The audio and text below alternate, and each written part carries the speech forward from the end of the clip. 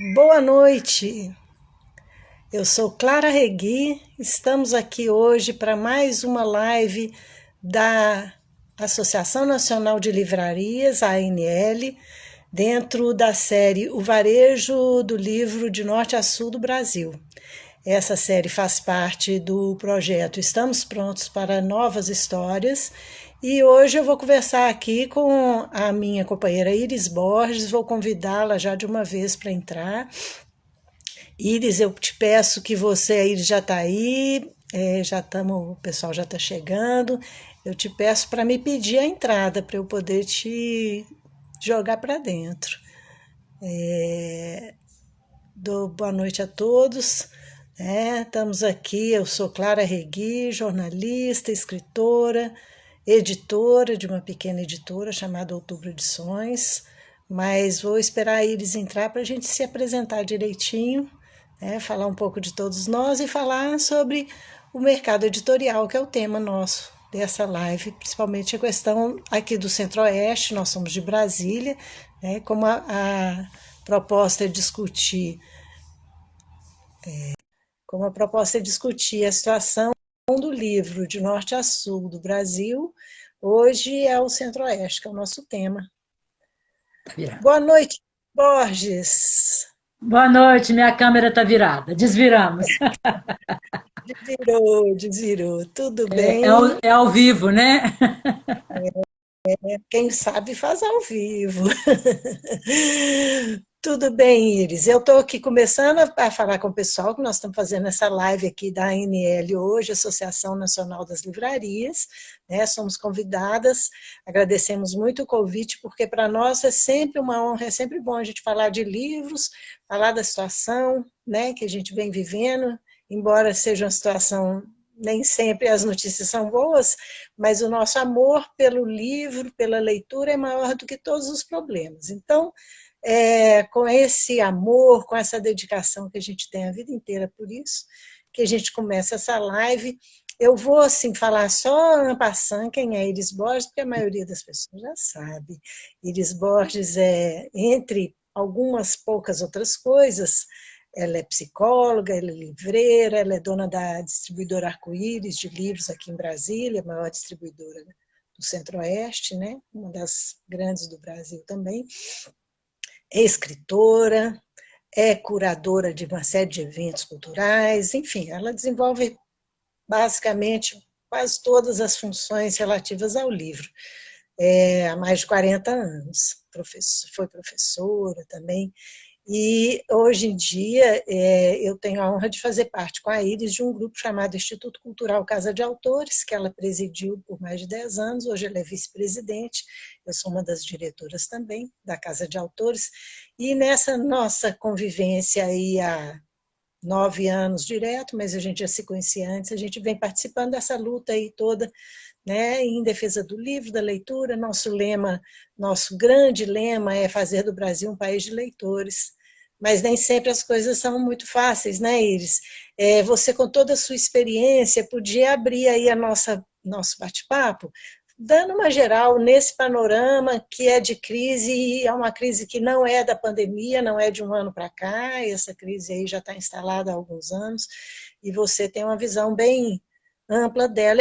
Eu quero dar boa noite a todo mundo que está entrando, é muita gente, já tem 20 pessoas e está só aumentando, eu não vou conseguir citar o nome de todo mundo não, mas muito boa noite aos que estão entrando, muito obrigada pela presença, é uma honra para todos nós. Iris, palavra sua. Não, Clara, eu não vou falar primeiro, não. Eu quero que você fale um pouco mais sobre quem é você, porque assim, nós vamos fazer aqui um bate-papo, né? E você já falou bastante sobre mim. Eu vou só falar um pouquinho sobre você e você, por favor, complemente, né? Você já disse que é Tá? jornalista, é escritora, né? Você faz parte da Casa de Autores, né? Como eu também faço, e estamos nisso há muitos anos. O que eu queria te perguntar logo é assim, como é que foi a descoberta da literatura infantil na sua vida? Porque você só escrevia livros para adultos, só não no sentido de redutivo, né? Mas era uma escritora de livros adultos. E de repente você descobriu a literatura infantil e faz muito sucesso. Eu queria que você contasse só um pouquinho isso para a gente, antes de eu começar a entrar no tal panorama. Eu acho que você está querendo elogio, porque você sabe que você faz parte dessa história. A boa parte da culpa é sua. Eu comecei a escrever, escrevendo para adultos, para jovens e adultos, porque meu primeiro livro era dedicado aí ao público, digamos, adolescente, jovem adulto, né?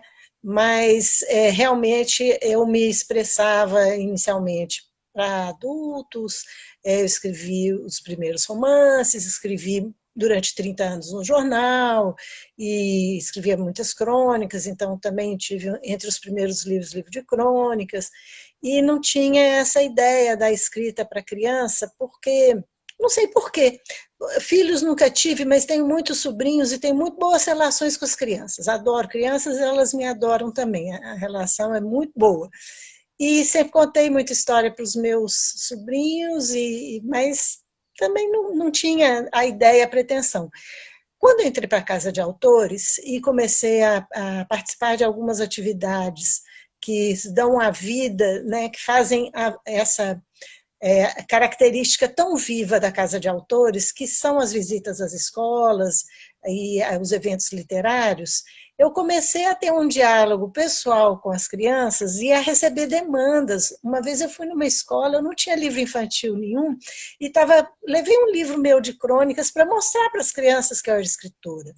E todos queriam o livro. Eu falava, mas isso não é livro para criança. Ele, não, tia, eu quero, eu quero. Aí eu falei, não, eu vou ter que realmente escrever. E aí, muito estimulada pela Casa de Autores, por você, pelos companheiros que a gente tem lá, né, que são grandes escritores de livros para crianças também, eu fui aprendendo, eu fui, né, descobrindo que eu podia também, e descobrindo temas, porque eu, na minha literatura adulta, eu uso muito o tema da memória familiar, né, eu me alimento muito da história familiar. E foi nessa fonte que eu bebi também para escrever os primeiros livros para crianças. Então, hoje em dia eu já estou com uma coleção aí até São quantos expressiva. ao todo? Para criança, não sei se são 7 ou 8. Tem um em produção no momento. Estou Ó, fazendo um livro ilustrado pelo André Cirino. Nossa, estou feliz demais que André Cirino é um grande ilustrador. Então, eu tenho tido muito boas parcerias de ilustradores ilustres. E aí tem mais um a caminho. que bom. Fico feliz de compartilhar esse momento aqui com você, né? Tem gente dizendo aí nos escritos que você é a cronista predileta da Terezinha Silva. Foi quem falou Ah, aí. Que bom, né? é Bom, minha fã. é só fã. Vamos começar então, né? Como é que é a questão do panorama do mundo do livro no momento. A Arco-Íris tem 44 anos. Nós começamos com uma linha completa de escolas, né? A minha ideia quando comecei a Arco-Íris, como professora que era ter tudo que uma escola precisasse. Do quadro negro ao spin light, que era um aparelho sofisticado que dava a ideia de movimento, a livros infantis, que todos os livros infantis produzidos no Brasil cabiam apenas numa prateleira lateral da loja, não era muita coisa, né? Nos anos 76, 77, era muito pouca coisa que se publicava no Brasil. E então eu comecei a ter tudo que uma escola precisasse, livros didáticos, literatura infantil juvenil, os livros de tudo que a escola precisasse, cadernos, materiais escolares, tudo. E com o tempo, depois de 20 anos fazendo isso, eu fui pegando editoras, porque as editoras menores, elas não tinham representação fora do eixo Rio-São Paulo. Então, tinha uma editora chamada Orientação Cultural, uma outra chamada Memórias Futuras, editoras muito interessantes que publicavam livros de qualidade e que não tinham representação aqui. Então, eu virei distribuidora meio que por acaso, para atender essa demanda de ter livros legais na livraria infantil e encher uma prateleira muito maior do que aquela que nós tínhamos ali. Né? E então houve um momento de muito sucesso. A Arco-Íris cresceu demais, nós passamos a ter seis filiais, nós éramos 7 lojas ao todo, e foi um trabalho assim muito próximo às escolas, e depois eu comecei a pegar editoras como a Companhia das Letras, a José Olímpio, a Record, porque havia também uma demanda para a venda de livros adultos. E foi então que eu entrei numa época bastante áurea também da Arco-Íris. Já 20 anos depois, eu até mudei de prédio, deixamos a livraria e a papelaria na 409, onde era a sede, e passamos para 509 para colocar só os livros da distribuidora, né? Então, nós distribuímos muitas editoras, chegamos a distribuir mais de 100 editoras, ter mais de 200 mil livros no nosso depósito, e fizemos esse trabalho, e era muito bom, tinha estabilidade financeira, porque a gente tinha receita o ano inteiro. Ora vendia para a livraria de interesse geral, ora vendíamos para as livrarias escolares e atendíamos escolas, né, todo um trabalho de divulgação ali. Porém, nada é para sempre, né? E nada fica bom para sempre. Há cerca de 10 anos, as livrarias começaram a ter dificuldades de se manterem na rua. Nas livrarias de rua começaram a ter dificuldade.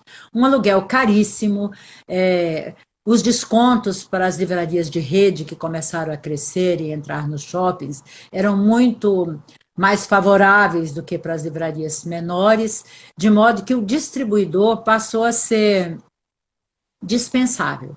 As livrarias precisavam comprar diretamente da editora para ter um desconto que aguentasse pagar as despesas que a livraria estava tendo. Ainda assim, elas não suportaram. Então, eu também tentei fazer o dever de casa para falar aqui de dados, mas não consegui, Clara. Eu estou com muito pouco dado para falar quantas livrarias nós temos no Centro-Oeste. Eu conversei hoje com o Beto, da Educar de Goiânia, que estava inclusive em Tocantins, e ele disse que Goiânia não tem mais nenhuma livraria de rua, como Brasília também não tem, né? Nós temos pouquíssimos pontos, né? Pode dizer, Iris, Clara. uma coisa que eu venho observando, inclusive, que não é só o fechamento das livrarias, a própria falta de informações, a própria falta de dados para a gente poder ter um diagnóstico mais preciso faz parte do problema da crise, né?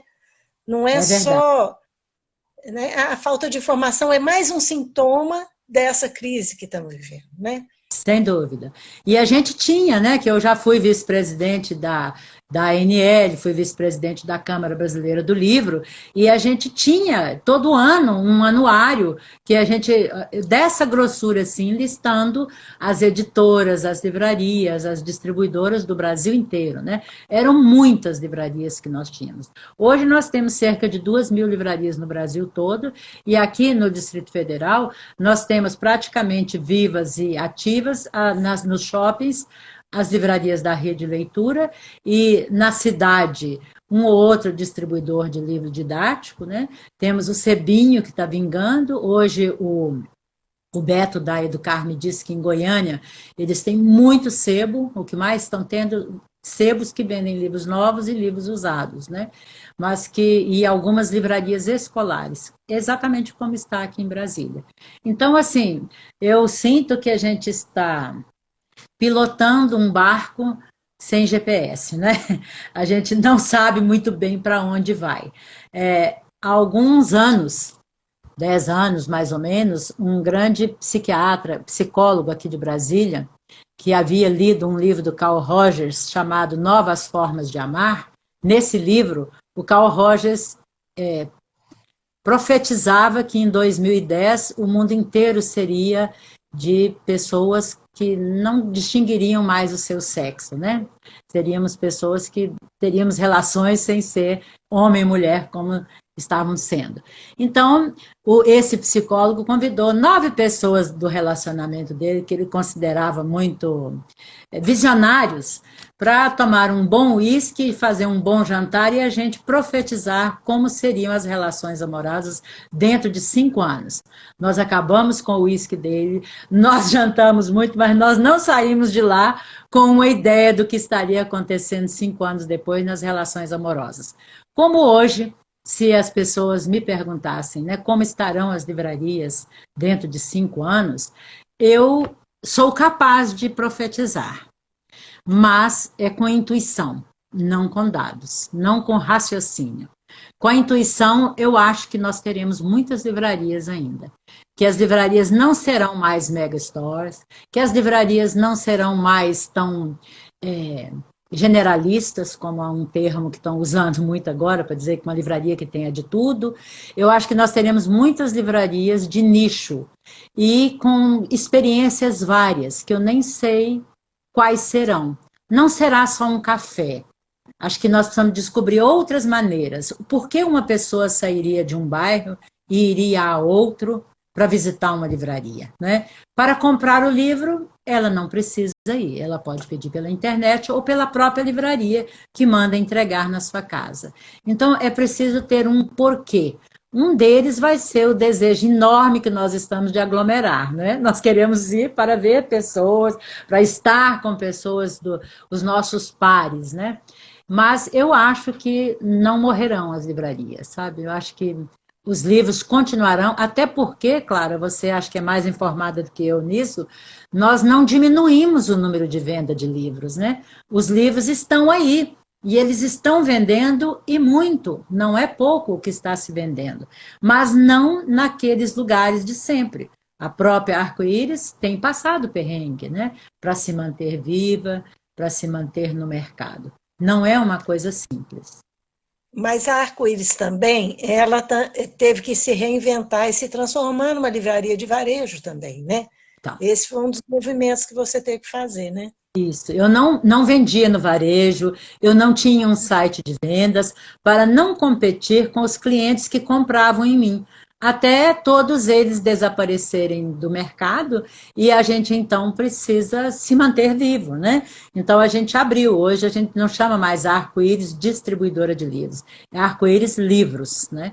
E estamos abertos ao público, ficamos no meio da Asa Sul, na 509 Sul, num lugar que há muitas pessoas, mas há um ano e pouco estamos em pandemia e as pessoas não estão circulando. Então, isso tem trazido muita dificuldade. O que tem nos mantido animados é também os movimentos que a gente faz.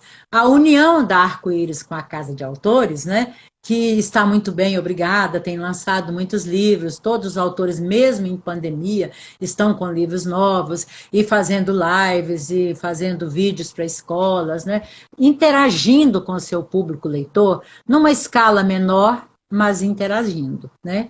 Então, esse movimento da Casa de Autores tem também trazido uma animação para Arco-Íris. É um jeito da gente sobreviver. Outra coisa que tem me deixado animada é a Íris escritora. Eu estou com 33 livros publicados. Deu uma pequena travada, Iris, só um pouquinho.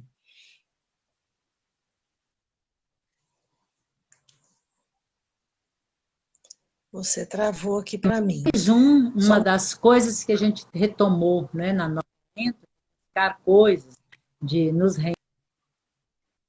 reinventarmos, não deixar a Flipiri cair, né? Então, esse ano nós já temos data para a Flipiri, vai ser de 24 a 28 de setembro, e essa Flipiri está tendo todo um cuidado, Clara. Talvez seja a hora da gente começar a falar um pouco sobre isso, né? O que é a biossegurança no mundo do livro? Como fazer com que as pessoas não aglomerem na livraria, mas que possam ter essa experiência, né? Então, ontem nós fizemos um piquenique literário lá em Pirinópolis para lançar a Flipiri 2021, que será em setembro, como eu já disse. Esse piquenique foi um exemplo de para onde nós estamos indo. A mesa do café da manhã foram postas várias mesas menores, cada uma com os biscoitos de sal colocados dentro de um saquinho, e as pessoas se serviam individualmente e saíam daquele lugar para uma praça, era ao ar livre, né, onde eles podiam se alimentar ou levar para casa. O café todo preparado com embalagens nas xícaras, estava tudo separadinho, os biscoitos de doce, o bolo embaladinho, e os estandes que nós colocamos com livros para as escolas escolherem os livros que usarão na Flipiri, estavam com tantos metros de distância um do outro, com um banco e os autores ali recebendo de 2 em 2 coordenadores escolares ou diretores. Então, foi muito bem cuidada. A Prefeitura de Pirenópolis está de parabéns com os cuidados da biossegurança.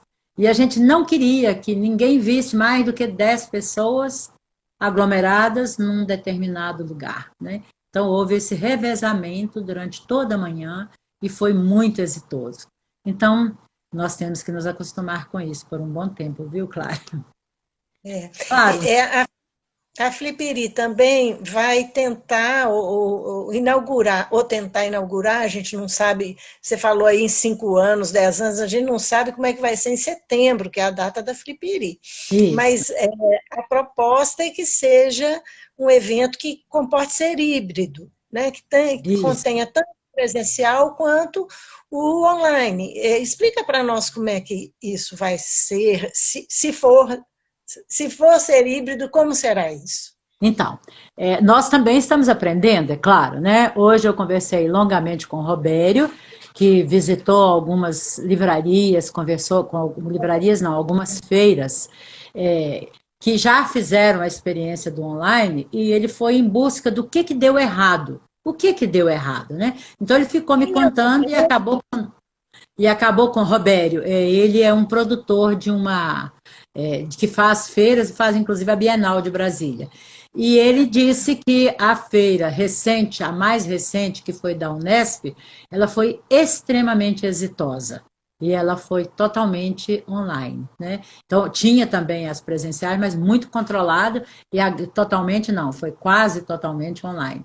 E que as vendas foram muito exitosas. Vou voltar para A, falar da Feri. a Flipossos foi online também, está tudo Foi. sendo online. Né? Essa experiência do piquenique ontem, esse piquenique preparatório para a Flipiri em Pirinópolis, gente, para quem não sabe, Flipiri é a festa literária de Pirinópolis, que nós, da Casa de Autores, promovemos. Essa vai ser a 11ª edição, né? Há mais de 10 anos, porque ano passado não teve. Então, são cerca de 10 anos, mas um pouco mais do que isso. E Pirinópolis é uma cidade do interior de Goiás, a cerca de 200 quilômetros aqui de Brasília. É uma festa que teve mudou muito a vida da cidade, porque a gente passou a levar, né, uma presença muito grande de escritores, de livros, de experiências nas escolas, né? Então, só dando uma geral do que é a Fliperia aqui, porque pode ter gente que está nos assistindo, nunca soube nem da existência dessa festa tão bacana que a gente faz, né? Um dos pontos altos da Flipiri é a itinerância. Os escritores, em dias diferentes da feira, às vezes antes, às vezes depois, vão às escolas onde os alunos já leram e já trabalharam seus livros há alguns meses.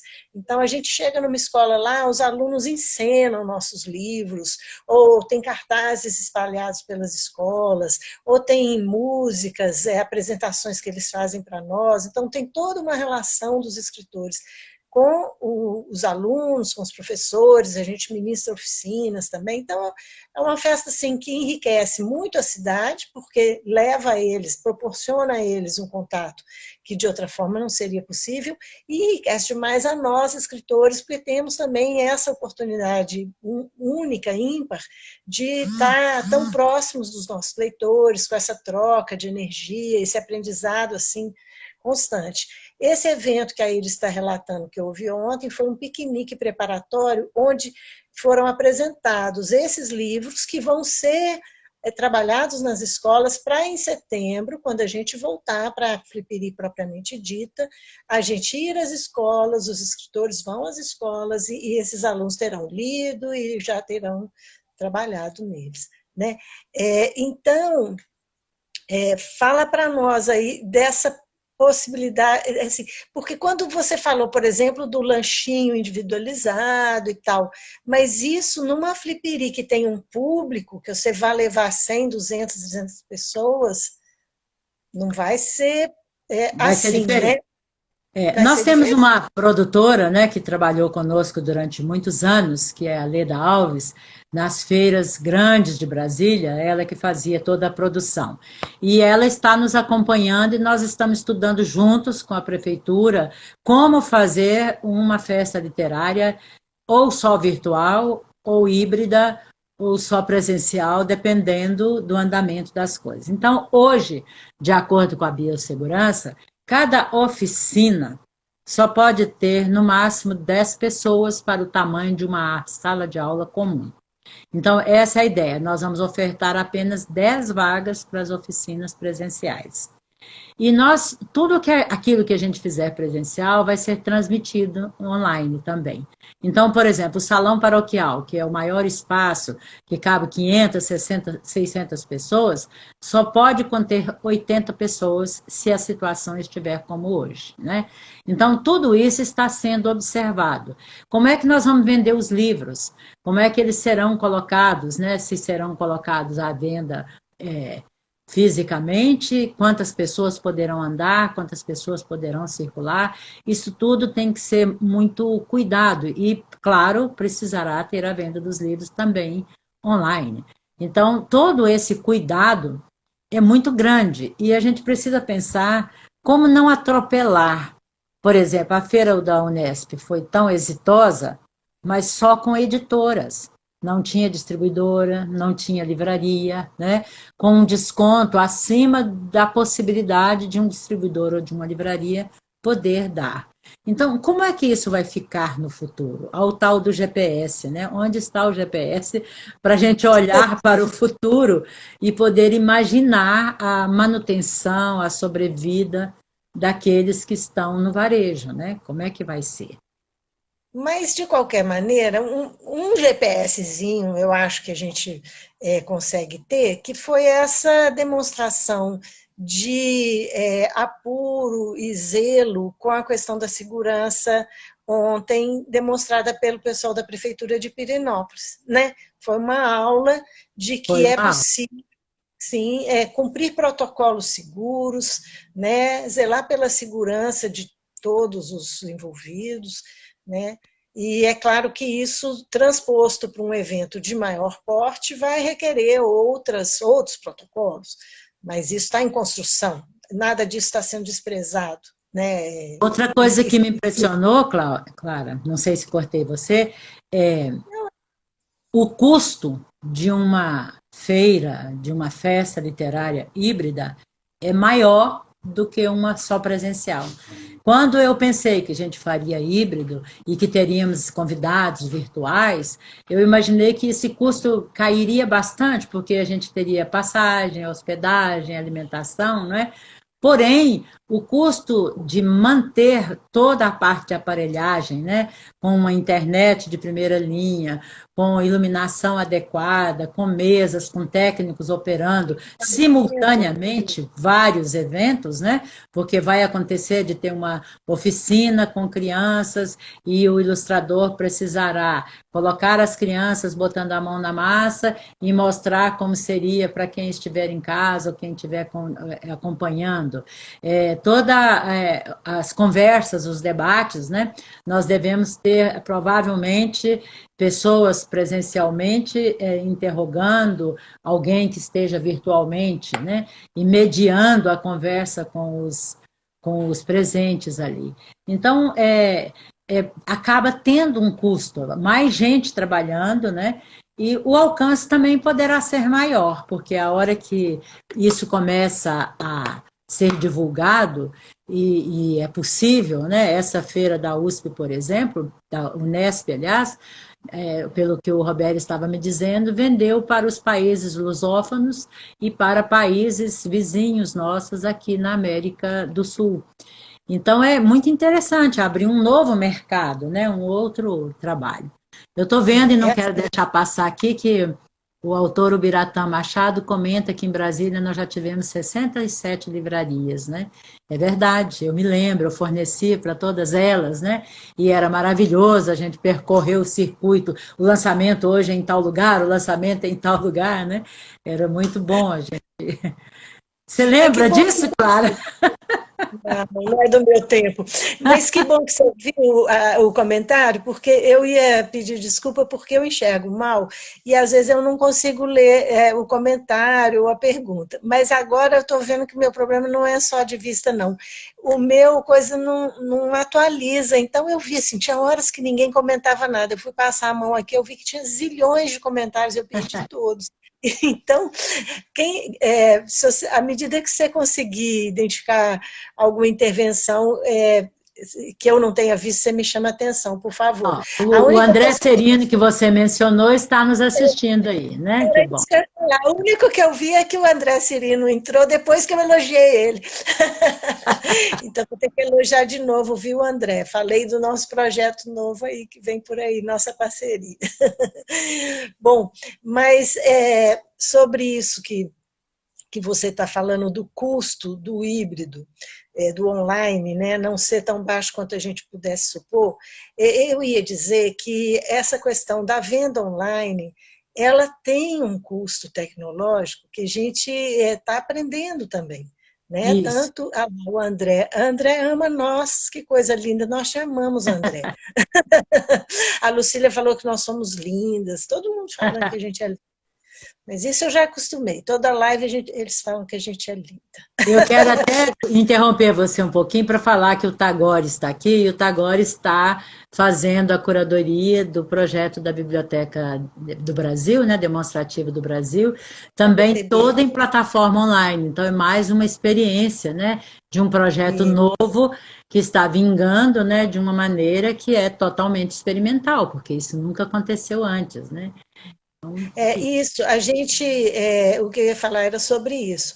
Porque, por exemplo, quando a gente começou a tentar desenhar a Flipiri desse ano, eu pedi informação para uma escritora sobre cachê. Eu constatei que o cachê para uma fala online é menor do que o cachê para uma fala presencial. Né? E além do custo de transporte, de hospedagem que não vai ter, também o cachê é um cachê mais em conta. Mas a questão tecnológica, ela tem um custo muito alto, principalmente porque a gente não está preparado para ela. Né? Eu não sei se eu já devo, se você quer que eu já conte mais ou menos a minha experiência agora. Quer? você está falando da editora?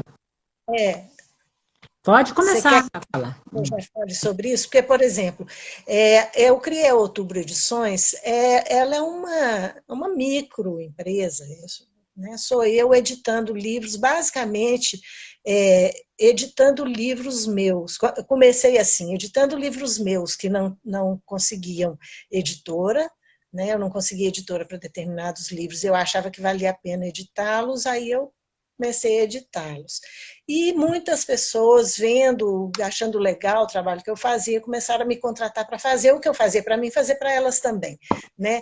E nesse movimento, num momento da minha vida em que estava havendo muita mudança, porque a empresa onde eu trabalhava, a revista para a qual eu escrevia fechou, a empresa me demitiu, foi o momento da virada da crise mesmo, né? E ao mesmo tempo eu consegui me aposentar, eu comecei a trabalhar nisso, na edição dos livros. Então, eu formalizei a Outubro Edições, que já tinha feito trabalhos, já tinha feito assim, uns 8 livros informalmente, mas não com CNPJ.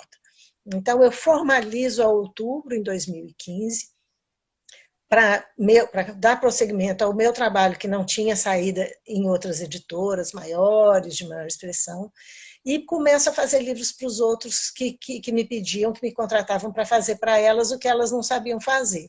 Resultado que eu acabei tendo trabalho tanto na crise que todo mundo passou, eu não passei, porque a demanda foi chegando para mim muito, o resultado era legal, então todo mundo me indicava, eu fiz o livro para a Clara, ficou muito legal e tal, então foi esse boca a boca, né, de 2015 para cá, ainda não fechou 6 anos que nós estamos, em 5 anos e meio, nós estamos com 67 títulos publicados, então é Um muita coisa. sucesso, né? Agora, não equivalente ao sucesso de uma editora comum, porque eu trabalho com livros custeados pelos autores. Então, tem que ter muita clareza disso. Eu não sou uma editora que invista nos livros, que faça uma curadoria e fale, nesse eu vou investir. Eu infelizmente, eu não sou uma empresária, eu não tenho recurso para isso, não posso me dar esse luxo, que eu gostaria. Por isso que eu continuo jogando na loteria, porque uma hora eu fico rica e posso editar os livros dos outros, eu mesma bancando. Mas nesse movimento, aí começa a coisa do mercado, você começa a se deparar com o mercado, porque me parece que cada vez é mais fácil publicar um livro, mas nunca é fácil vender um livro. Nunca é fácil você, vou usar uma expressão assim bem desagradável, mas nunca é fácil você desovar uma tiragem que você manda imprimir. Você manda imprimir, nos primeiros trabalhos meus, todas as minhas tiragens eram de 1000 exemplares. Então, eu tenho ainda algumas centenas de livros aqui no meu depósito, porque eu imprimia 1000 de cada. E eu precisava, em geral, vender em torno de 300 para pagar o custo investido naquela produção daquele livro. Então, a maioria dos livros que eu publico, eu vendo os 300 que eu preciso para poder bancar, não, né, para bancar e o negócio prosseguir. Mas, nesse meio tempo aí, eu fui percebendo e entendendo que sem vender o negócio não ia, não tinha prosseguimento. Não vinga na realidade, né? O negócio o ciclo só se completa quando o livro chega no leitor. Então não adianta nada fazer livro. A gente faz, fica lindo, todo mundo gosta, mas se ele não chegar lá na ponta. E eu morria de vergonha de vender eles, eu tinha muita vergonha de vender. Então eu ia para as feirinhas, ia para os eventos e ficava lá sentadinha com a cara assim de pobrezinha, e às vezes alguém parava, olhava o meu livro, eu falava, ai, meu livro. Muitos autores são assim, têm vergonha, né, de vender. Até que um dia eu estava numa feira em Porto Alegre, eu tinha lançado o meu Cigacetas Amarelas, o livro anterior foi o Rádio Beatles, eu tinha vendido os 300, os tais 300 que pagavam a edição, e continuava com 700 aqui estocados, mas fiz isso para vender 300 livros do Rádio Beatles. Aí, quando eu estava lá nessa feira em Porto Alegre, lá no gasômetro, um lugar lindo, uma feira bacana, eu lá com a banquinha e tal, e o Cigacetas Amarelas empilhado lá, e no primeiro dia eu vendi 3 livros.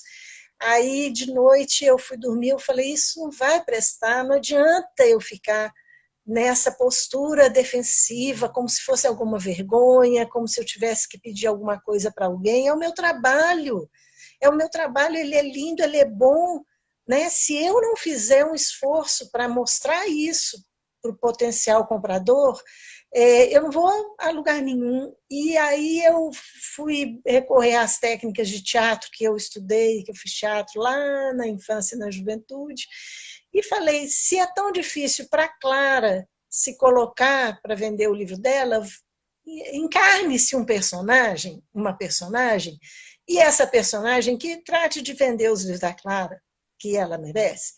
E no dia seguinte eu mudei de postura. No sábado eu tinha vendido 3 livros, no domingo eu vendi 9.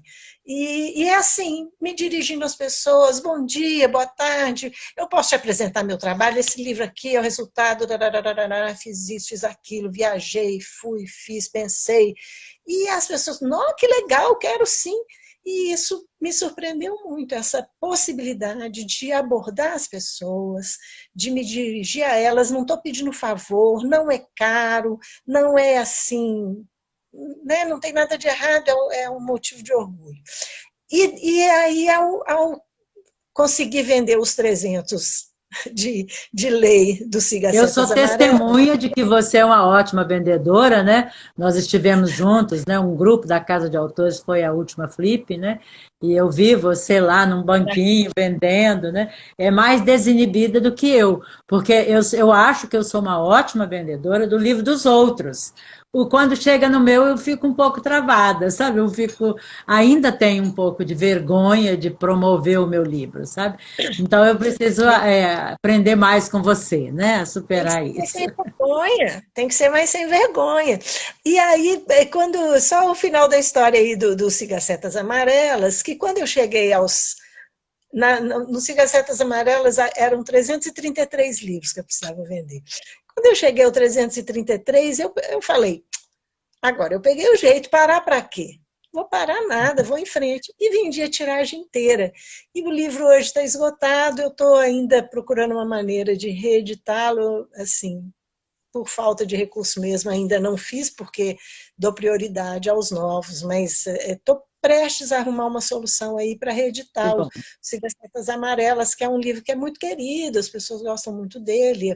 Foi o primeiro que eu fiz tradução também, traduzi para o espanhol, tem ele em e-book. Hoje ele está disponível para venda só em e-book, tanto em espanhol quanto em português. E nem nos sebos eu encontro mais Cigacetas Amarelas. Então, assim, é muito bacana. Assim. E aí, a partir disso, eu venho fazendo esse esforço da venda. Esse esforço da venda deixou de ser um sacrifício e passou a ser um prazer. Eu adoro vender. E não adoro vender só os meus, não. Adoro vender os dos outros também. Então, nós vamos chegar na banquinha. Desculpa. É, com a pandemia, aí, bom, antes da pandemia eu já estava gostando de fazer essa coisa das feirinhas. Ah, vai ter uma feirinha no Ernesto Café, vamos lá. Vou lá, sento lá, passo o dia, bato papo, conheço gente, vendo livro. Fiz isso em Belo Horizonte, fiz isso em Vitória, no Espírito Santo, fiz isso em Anápolis, né, Porto Alegre, Santa Maria, no Rio Grande do Sul, enfim, várias cidades, vários lugares, eu levo minha banquinha. Paraty, que você lembrou bem, cheguei a comprar um carro pensando em fazer uma loja ambulante, mas não deu certo, porque como eu não sou motorista e os meus motoristas não deram certo também para fazer isso, eu vendi o carro rapidinho. Mas essa lojinha ambulante, eu acabei arrumando um parceiro, que é o Nathan Kakovics, que é um cara que sempre trabalhou com venda, e ele topou começar comigo essa lojinha, a gente abriu. Na verdade, agora a lojinha é do Nathan, porque eu tendo quem seja meu parceiro nessa venda, eu posso me retirar dela e voltar a me dedicar, que é o meu trabalho de criação, é o trabalho da editora. Né? Então, nós estamos com a lojinha numa feira livre, ao ar livre, então, também com essa questão de segurança, embaixo do arvoredo, o ar livre, o álcool gel o tempo inteiro, a máscara o tempo inteiro. Esse álcool gel, né, sempre que a pessoa digita lá na maquininha do cartão, álcool gel, pega o livro e tal, álcool gel, né? Todo mundo de máscara, você não precisa ficar grudado em ninguém, né? Antes do recrudescimento maior da pandemia, a gente estava fazendo contações de histórias lá nessa feirinha ao ar livre.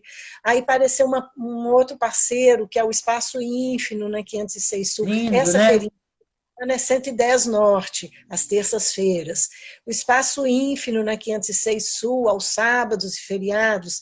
É um espaço também que é seguro, que é tranquilo. A gente agora não está mais fazendo... suspendeu temporariamente as contações de histórias, os saraus, que reuniam mais gente, e mantemos só a lojinha, porque aí a presença ela é muito picada, nunca aglomera, né? E então temos segurança, temos aí que é bacana, estratégias de sobrevivência na crise. O livro movimentando o tempo inteiro.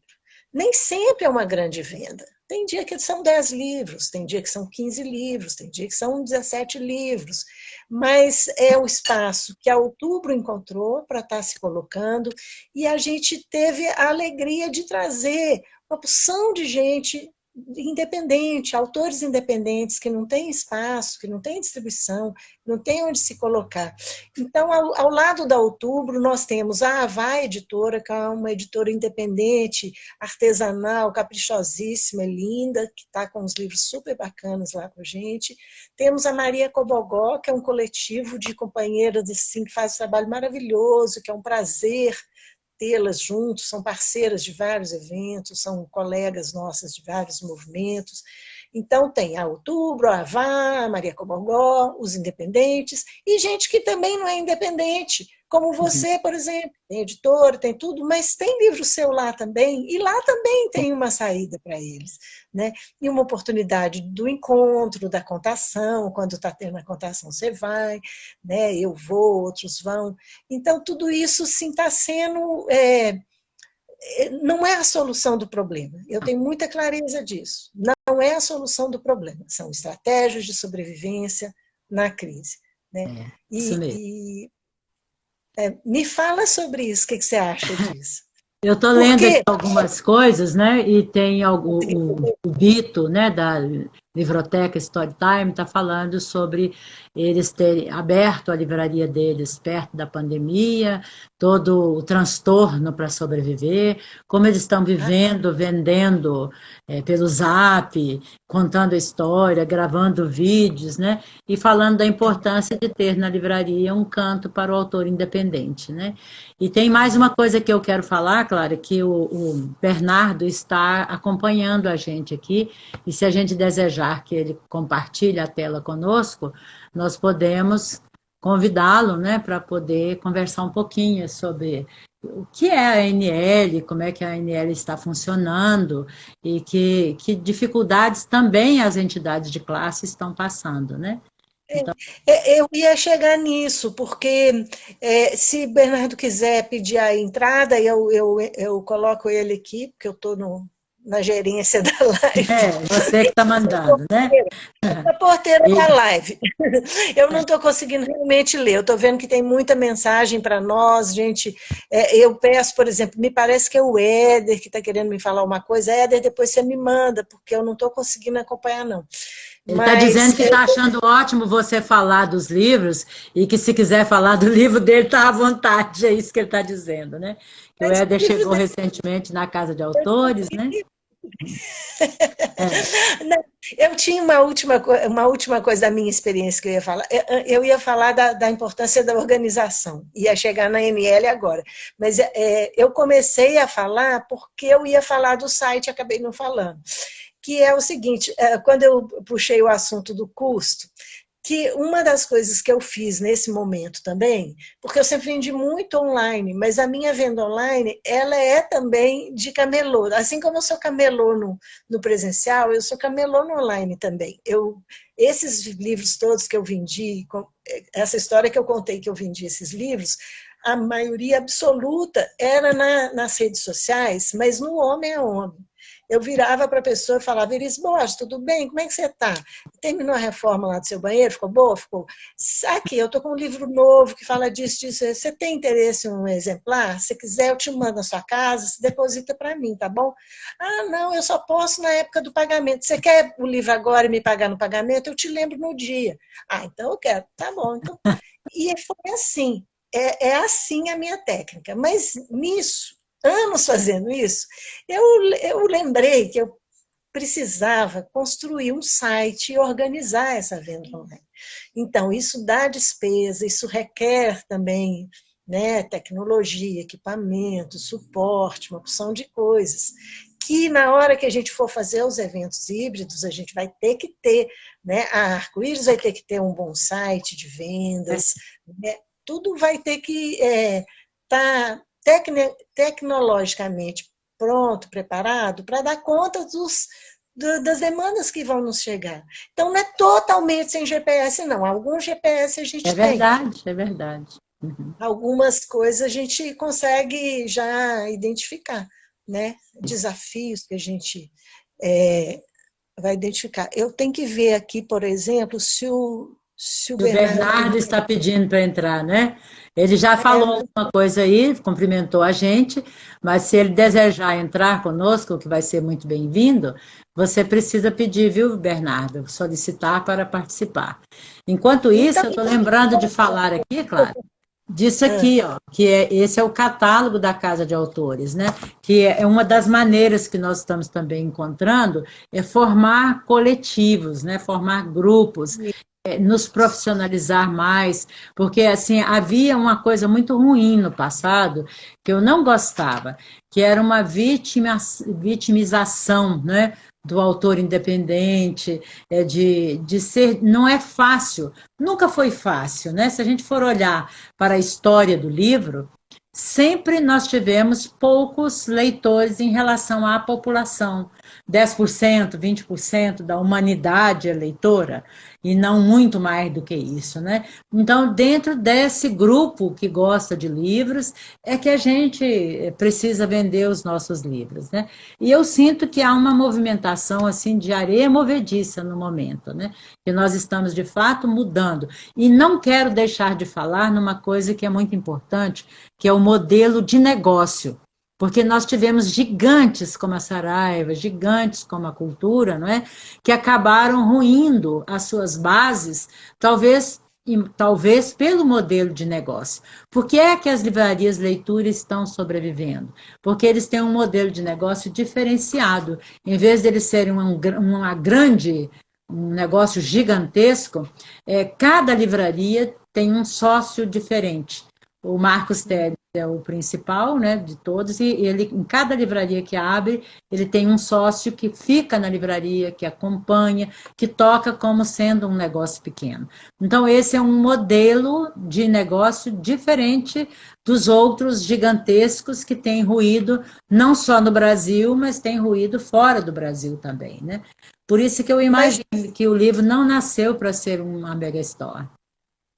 mas Eu antes disso, que eu acho fundamental, que é a tendência, né, do pequeno, do café, do bairro, isso que você já deu aí algumas dicas, só voltando na questão da união faz a força, porque a ANL, é importante a gente sempre relembrar, a gente está aqui a convite da ANL, Associação Nacional das Livrarias, é fundamental que as pessoas e que os grupos e que os negócios se unam, porque ninguém vai conseguir nada sozinho.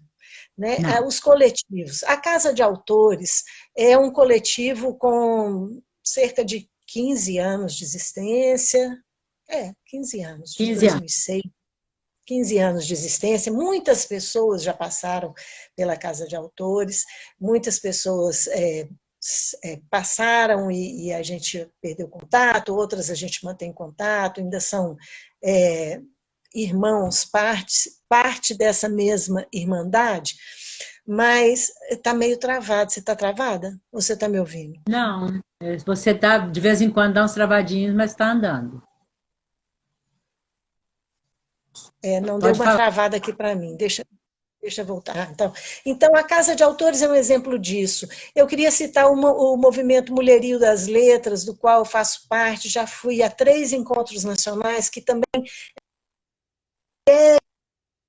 né, buscando espaço. E isso seja espaço para a mulher diante de um mercado muito, muito masculino, muito, entre aspas, patriarcal, e seja o pequeno em relação ao grande, e seja o fora do eixo Rio-São Paulo em relação ao centro intelectual, digamos assim, Rio-São Paulo. Então, todos esses movimentos de base se caiu, gente. Caiu, deixa eu voltar. Voltou, Iris? Você Não, não está me chegou a ouvindo cair, agora? não. Está dando uma travadinha. O que será que é, hein? Para mim está Não tá dando. caída. E eu tinha visto aqui, eu acho que o Bernardo pediu para entrar. E eu queria falar que a livroteca Storytime, dos nossos amigos Bito e Vanessa, eles estão aqui falando sobre a livroteca, que eles, provavelmente, eles vão ser convidados para uma live dessas, porque a história deles é um case muito importante, né, para o panorama aqui Aqui, ó, achei. É o Bernardo? É o Bernardo. Eu vou conseguir pôr o Bernardo online. Uhum. Vai ser bom, porque eles pediram também para nós falarmos sobre onde fica, né, o nosso negócio. A Arco-Íris fica, então, em Brasília, na 509 Sul, né? Olá, bem-vindo, Bernardo.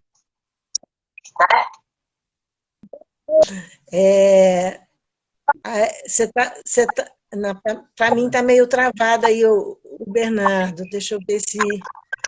Olá, Olá, boa noite. Bernardo, apresente-se, por boa noite. favor, para os ouvintes. Olá a todos. Espero que a conexão esteja boa, que estejam ouvindo, tem alguma interferência, mas enfim. Eu sou presidente atual da Associação Nacional de Livrarias e justamente estava acompanhando o papo de vocês quando tocaram no papel das instituições na necessidade de se unir. Hã? Alô, alô. Está um pouquinho de interferência ali. Está travando um pouco, Bernardo. Hum. Acho que agora dá. Vamos ver. Então, eu estava acompanhando o papo de vocês quando falaram na necessidade de unir, de trabalhar em conjunto. Aí achei oportuno entrar só para dar uma palhinha, rapidinho, né? Porque em nome da ANL nós temos que fazer esse trabalho permanentemente, não só em ocasiões de crise, não só lembrar das instituições quando precisamos dela. As instituições a gente constrói permanentemente com a colaboração de todos e elas têm um papel principalmente de interlocução com o poder público e, claro, e de defesa dos interesses da classe. Então, a gente trabalha permanentemente, mesmo que, digamos, não faça muito barulho, mas a gente está permanentemente atento às oscilações do mercado, às necessidades e aos desafios que esta pandemia coloca para todos nós, a esta reorganização do modelo de negócio, esse modelo híbrido no qual todos estamos, né? Então, e a ideia das lives simplesmente traz de dar voz a todas as regiões do país, né? A gente entende que precisa dessa variedade, dessa diversificação de vozes, porque as realidades são diferentes, embora a gente esteja no mesmo ramo e basicamente somos comerciantes, né? Mas comerciantes de um produto cultural que tem características muito especiais e que também se modificam de acordo com as regiões. Então, na verdade, a palavra é com vocês, né? A audiência quer ouvir vocês, mas eu só queria deixar um recado nesse sentido de valorizarmos as instituições, de ter essa consciência de que são construídas o tempo todo, o ano todo, em benefício de todos. E aproveito também para passar o merchan, o comercial da ANL, convidando todo mundo, toda a audiência, para que aqueles que achem oportuno se associar à ANL, temos, principalmente para pequenas empresas, uma contribuição mensal de R$100 é suficiente para ficar associado. E aqueles que não possam, ou que, enfim, pelo motivo que for, não possam aderir, também está a possibilidade de fazer contribuições voluntárias, não regulares, não necessariamente regulares, de modo que a ANL está à disposição de todos os livreiros, dos distribuidores e dos editores também, né? Nós trabalhamos com uma concepção de ecossistema, quer dizer, aqui ninguém trabalha sozinho, aqui ninguém se salva sozinho, e precisamos ter essa consciência, né? Felizmente tivemos alguns movimentos solidários no sentido e espontâneos no sentido de fortalecer as livrarias. Isso aconteceu durante o período aí em 2020, houve uma arrecadação de dinheiro por parte de editores e distribuidores que foi distribuída em mais de 200 livrarias, se não me engano. Enfim, tivemos movimentos interessantes nesse sentido, de perceber que a livraria é o termômetro do mercado, é o lugar mais sensível do mercado, e tanto o setor empresarial quanto os consumidores, os leitores, perceberam essa mensagem, e tivemos vários movimentos solidários também por parte dos leitores. Então, isto indica um grau de comprometimento e de valorização do trabalho do livreiro e de reconhecimento da livraria como um lugar de intervenção cultural, um lugar que traz propostas de intervenção mesmo, né? Propostas positivas para provocar o pensamento, para desafiar o pensamento. E falando em desafiar, nós temos agora também, e com isto encerro minha participação, um desafio que é contestar essa proposta de taxação do livro que o ministro Guedes apresentou no Congresso. Não é uma proposta só para taxar o livro, é uma proposta de taxação de toda a economia brasileira, se chama CBS, né, que substitui o PIS/COFINS, do qual o livro está isento, na verdade tem alíquota zero de PIS/COFINS. E se esta proposta vingar, vamos ter uma catástrofe no mercado, não só para, digamos, causando a diminuição da circulação do livro, sino também para o leitor, porque o preço de capa vai aumentar, e vai aumentar fortemente. E temos também um ataque à construção da cidadania que tanto o país precisa. Afinal, o livro é um elemento privilegiado de transmissão de conhecimento, transmissão de informação, transmissão de possibilidades de pensar, de ser melhores cidadãos. Então, enfim, deixo também aqui para vocês e para a nossa audiência este repúdio veemente a esta tentativa de taxar o livro, que tem garantia constitucional no artigo 150, no sentido de ter e de preservar a imunidade, além de convenções internacionais que também respeitam isso. Então, se minha parte é só, eu tenho que dar aula também, então tenho um compromisso agora, mas deixo aqui meu abraço para vocês e muito feliz com a boa repercussão destas lives. Nós agradecemos a sua presença, muito. Muito obrigada. Eu vou pegar carona na sua fala. Eu vou pegar carona na sua fala. Para voltar, a gente começou a nossa conversa com esse panorama da crise e a gente não falou, para mim, o ponto principal dessa crise, que antecede muito a pandemia, que é a falta de uma política pública voltada para a área cultural.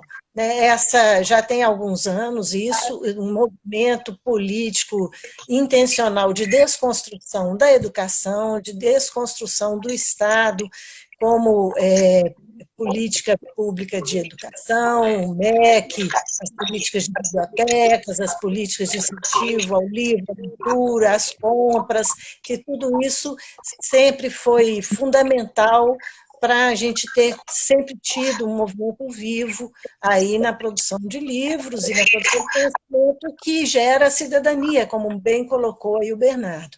Então, acho que essa proposta de taxação do livro é mais um ataque gravíssimo, né, a nossa área aí, que é uma área vital para a cidadania, né, é uma área vital para os direitos, para o crescimento do povo, não é assim alimento de primeira necessidade como o arroz e o feijão, mas é um alimento de primeira necessidade para a formação, né, das pessoas. Então, gostaria de reforçar isso aí que você falou, e como você disse, a importância da ANL como interlocutor com o poder público, né, mais do que nunca a gente precisa de ter interlocução para tentar resgatar alguma coisa, tentar salvar alguma coisa desse verdadeiro vendaval que vem passando por cima de todas as políticas públicas do país, né, que vão da saúde, educação e, é claro, que fatalmente chegam à nossa área do livro,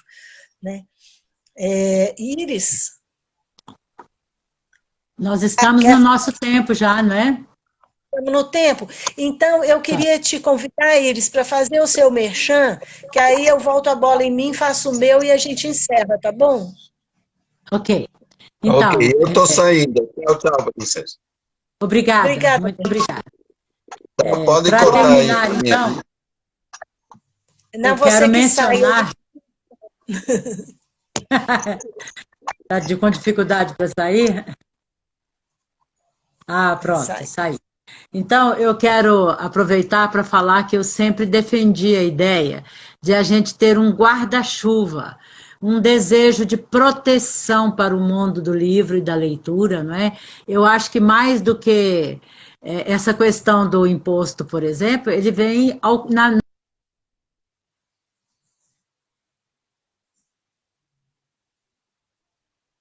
Está travando para mim, Iris. Pronto, voltou. Voltou com a câmera virada, invertida. Já vamos desvirar. Calma, né? Ai, que bobagem. Isso é porque eu queria fazer um print de tela e falar ao mesmo tempo. Ai, eu falei que isso era difícil. Mas tá, eu vou conversando enquanto vocês ouvem, né? Só sem a minha imagem. Esse tal guarda-chuva que eu tanto sonho, que seria um guarda-chuva de proteção, um desejo de que o governo nos protegesse muito mais do que, na realidade, a gente precisa. A gente precisa de ser protegido e não de ter mais uma taxação, mais um problema. Mas a nossa propaganda, né, que eu quero fazer no final, para dizer do nosso desejo de sermos visitados no nosso site, no nosso Instagram, que é @arco-íris-livros-df, ou então no meu, Iris Borges Arco-Íris, e por ali a gente manter um diálogo, conversar, e quem precisar de livros, recorrer a gente, para que a gente possa servir naquilo que a gente entende. São 44 anos em que a gente só faz isso, né? Só trabalha com livros. Eu tive a oportunidade de ir a várias feiras internacionais, a participar de convenções gigantescas da ANL, da Câmara Brasileira do Livro, do Sindicato Nacional dos Editores e Livreiros, onde a gente construiu uma formação para esse mundo do livro. Então, conhecer o mundo do livro não é uma coisa simples, é uma coisa muito complexa. E disso a gente entende, disso a gente conhece. Portanto, procure a gente, fortaleça o mercado local, né? E procure os nossos escritores do Instituto Casa de Autores, que estão sempre disponíveis para contribuir com as escolas, com as famílias, para que haja um amor maior pelo livro e pela leitura. Eu não sei, Clara, o que seria de mim sem a companhia dos livros. É tão bom, né, ter um livro bom para ler o tempo todo, e quantos livros maravilhosos são lançados todo ano, né? É isso, procurem Arco-Íris Livros. Bom, então, feito o seu merchan, vou fazer 3 merchans aqui. Da ANL, nossa, como é que chama? Anfitriã de hoje nessa live. A ANL está também nas redes sociais, tem o site, que é o www.anl.org.br, tem no Instagram, que é esse que vocês estão vendo aqui. A live vai ficar gravada no Instagram da ANL, então quem perdeu, chegou atrasado, ou quiser compartilhar com os amigos para trocar ideias, essas ideias que a gente andou batendo nesse papo aqui hoje, Instagram da ANL. A ANL tem site, tem, né, já falei, anl.org.br, tem Instagram, tem redes sociais.